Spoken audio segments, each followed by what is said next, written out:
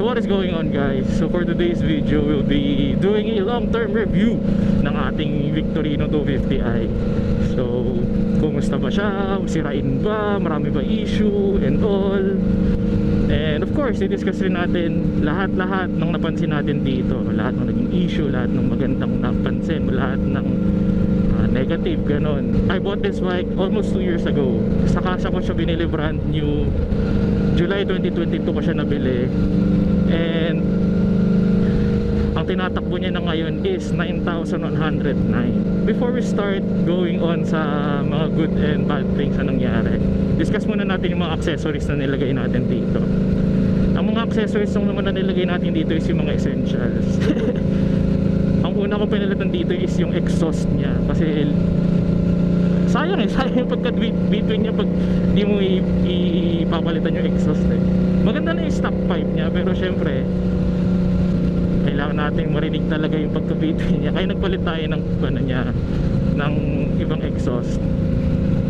Then of course, since nung binili ko to, pumapasok pa ako sa school dati, naglagay ako ng mga bags, support bag and saddle bags, para naman may malagay akong gamit kahit pa parang hindi lang lahat nasa backpack ko.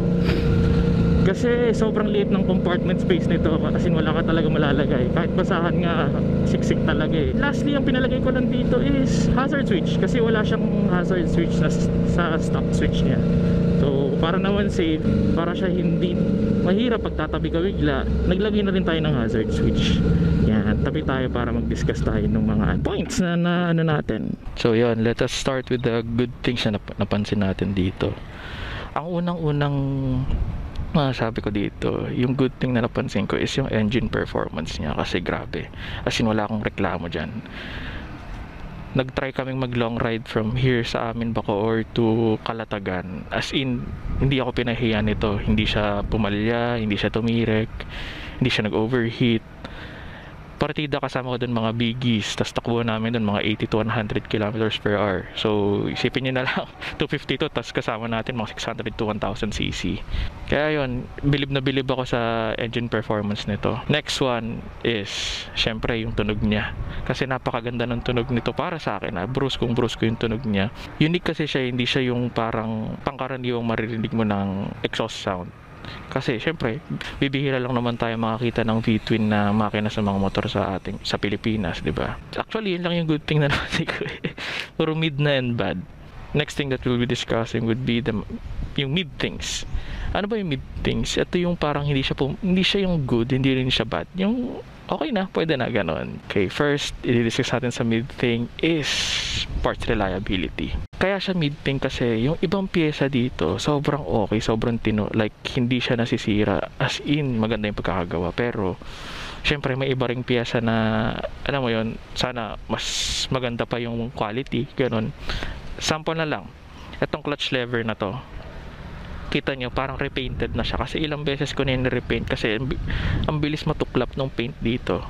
So yun, parang mga ganun lang. Okay siya, okay yung parts niya, as in okay siya, wala akong reklamo. Pero ang problema lang talaga is hindi lahat okay. Yan, isa pa, ito pa, diba? Ilang beses ko na rin ni-retouch para lang matago yung silver na yan, pero wala tayong magagawa. Next mid thing na pag-uusapan natin is yung after sales ng mismong FKM. Sa akin kasi okay naman siya, hindi naman siya problematic and all, pero alam mo yon, base sa mga naririnig kong mga kwento from my co-owners na ewan ko parang medyo negative talaga yung sinasabi nila regarding after sales ng FKM. Next one, mid thing, parts compatibility. Dahil nga yung after sales nila is medyo, alam mo yun, mid thing.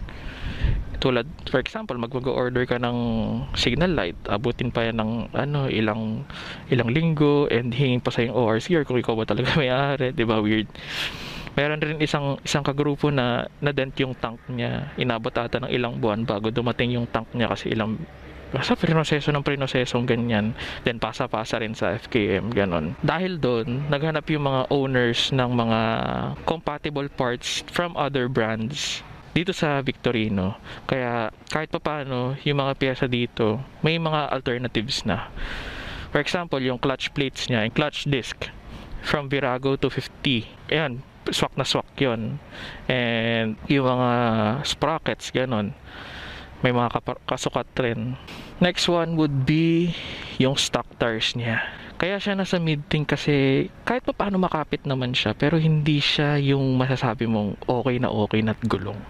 Kasi minsan pag tag-ulan, ramdam mo talaga yung likod mo parang gumaganon-ganon sa kasi medyo madulas siya pagbasa. Pero all in all, okay naman siya. Hindi naman ako pinayay yung gulong na to. Ang stock tire pala niyang brand is CST. Yan, CST yung stock tire niya. Tapos kaya rin siya mid-thing kasi front and rear hindi pa tubeless. Ako pa nagpa-tubeless nung harap, then yung likod hindi pa mapa-tubeless kasi mahirap daw hanap, basta mahirap gawin yung likod. Yung harap madali lang na tubeless yan. So tubeless na yung harap natin, eto na lang yung likod yung hindi. So yun, di ba sana sinubeless na lang nila para pwede tayo maglagay ng sealant pag para hindi rin recta flat pag nabutasan, ganon. Next thing na i-discuss natin sa mid-thing is yung fuel consumption niya. Ang napansin ko kasi dito, medyo para sa 250cc, medyo malakas siya kumonsumo ng gas kasi dahil nasa Bacoor tayo, alam niyo naman napaka-traffic dito sa Bacoor. Umaabot tayo ng 28 to 30 kilometers per liter. Chill ride pa yon. Chill ride pa yung takbuhan na yon. So ibig sabihin medyo malakas talaga siya for a 250cc. Kaya ako siya nasabing mid-things kasi pag long ride naman, umaabot rin naman siya kahit paano ng 36 to 38 kilometers per liter. Ang takbuhan pa nun 80 to 100. Yun yung sinasabi ko, nagkalatagan kami. Nung pag-uwi namin, nagpa-full tank ulit ako. Yan, kinumpit ko 36 to 38 kilometers per liter talaga yung niya, yung konsumo. Yan, alis muna tayo kasi medyo umiinit na sa person natin. Kaya yan. Next thing that we will be discussing would be yung negative things na napansin ko sa kanya. Ang number one, ko talaga problema ko dito would be yung engine heat niya. Sobrang init, as in. Lalo na pag na-traffic ka. Kahit sabihin mo nakaganito kang pantalon, ito, yung pantalon kong gamit ngayon, medyo makapal na. As in, makapal. Ito na yung mga pantalon ko mga kapal. Yung panglamig, ganun. Pero tagos-tagos pa rin talaga eh. Kaya, kung mapapansin sa mga TikTok and Reels ko, as in lahat yun halos puro mga nakapants kasi sobrang init talaga, lalo na pag traffic. As in, grabe ako nagsasabi sa inyo, parang niluluto yung itlog ko sa sobrang init. Well, syempre air cooled lang naman siya, kaya siguro ganun kainit na lang yung pag traffic. Next one, ang negative na napansin ko dito is walang dulo. Oo, classic bike siya. Siyempre, pang chillings lang talaga yung takbuhan nito. Pero sobrang walang dulo nito. Yung tipong pag tinapatan ka ng mga Mio na kargado, or yung kahit yung mga scooter na PCX, may iwan ka sa dulo eh. Kasi ang tinakbo ko pa lang nitong top speed, top speed ko hindi top speed ng motor, 110, nasa 7,000 to 8,000 RPM na. So alam nyo yun, medyo hirap na yung makina umangat pa doon. Kaya yun, ang ibang ginagawa ng mga owners na co-owners ng Victorino is nagpapalit sila ng sprocket front and rear. Hindi kami makapagpalit ng, for example, front sprocket lang kasi yung sukat ng chain nito is 530 and yung mga kasukat lang na sprocket for Victorino is 520. So ang nangyayari pag want talaga nilang magpalit ng gearing, talaga sila, nagpapalit sila ng chain set, sprocket and chain. And now we'll be discussing kung ano bang mga issues na na-encounter ko dito sa motor na to. Ang issues na na-encounter ko, first issue, paglabas pa lang ng casa, first day of ownership, tinititigan ko yung motor kong ganyan kasi syempre alam nyo naman yung feeling ng kakakuha mo lang ng di ba, motor, kakalabas lang ng casa, nasa bahay na ako ngayon, nasa garahe ako, tinititigan ko lang yung motor. Napansin ko, pagdating ko sa disc brake, tinititigan ko, kulang yung tornilyo sa disc brake. E di pinicturean ko, klinarify ko sa GC naming mga owners.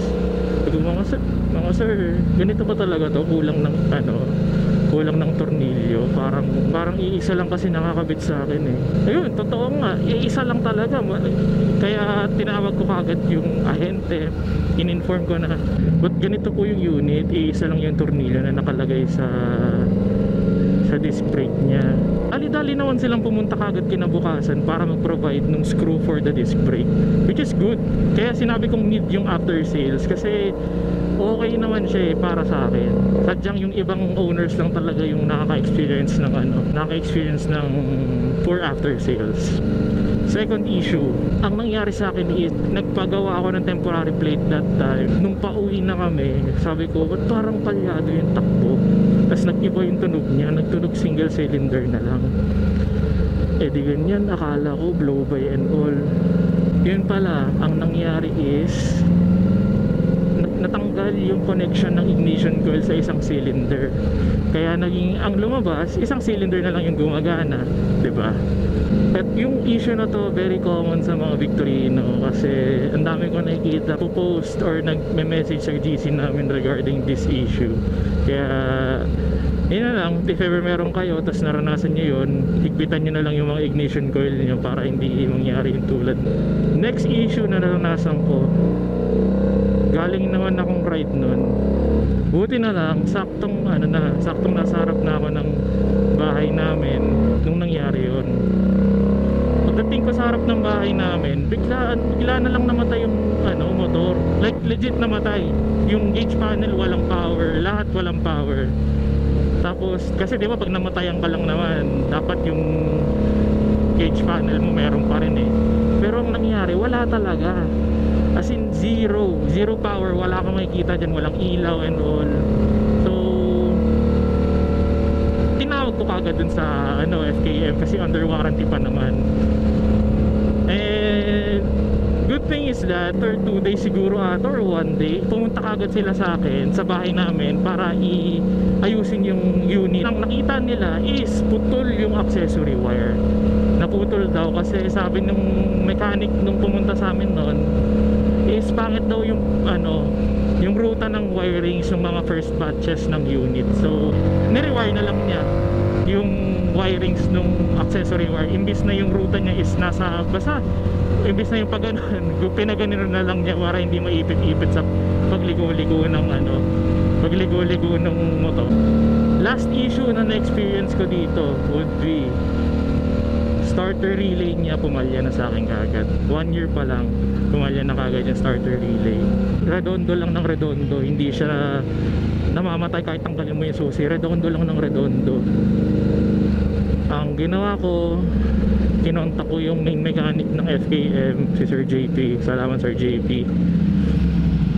Tinanong ko, ano po bang sira nito, ganyan. Sabi niya starter relay daw.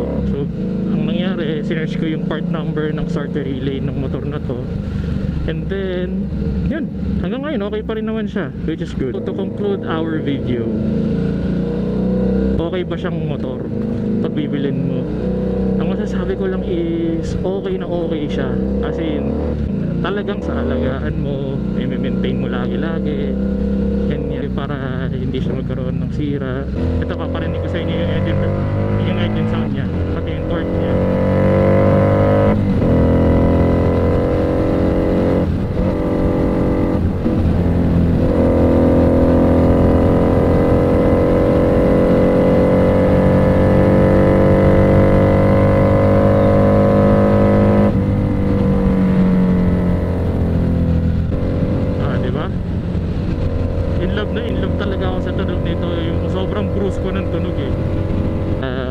Thank you for watching.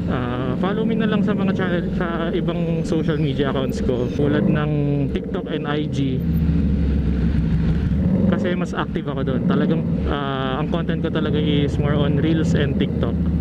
Yan. So follow nyo na lang. Maraming salamat. So yun lang guys, thank you for watching, and see you kung gagawa pa ulit ako ng another follow-up review for Victorino. Yan. Thank you. Init boy, sobrang init. Hindi naman ako sasabi mag vlog ka ng alas 3 ng hapon.